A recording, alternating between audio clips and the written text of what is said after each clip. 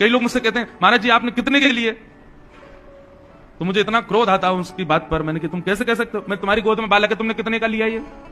बोले हमने लिया थोड़ी, हमारे हमारे यहाँ जन्म हुआ है इस बालक का। मैंने कहा आप बालक को मान सकते हो कि आपने उसको जन्म, ठाकुर जी खरीदे जाते हैं कोई?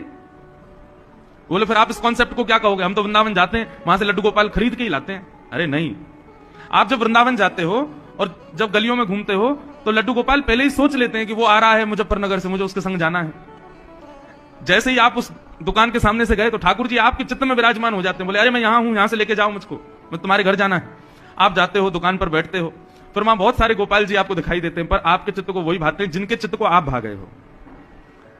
तो फिर आप कहोगे तो फिर पैसा क्यों दिया हमने दुकानदार को? पैसा इसलिए दिया, बोले हमारे चित्त आपके पास इतने दिन विराजे रहे, इसकी न्यौछावर रख लीजिए। ये तो हमारे ठाकुर जी जिस दिन इनका निर्माण हुआ ये उसी दिन हमारे थे, पर इतने दिनों तक ये आपके यहां विराजे रहे हैं, इसकी भैया न्यौछावर आप रखो और इनको हमको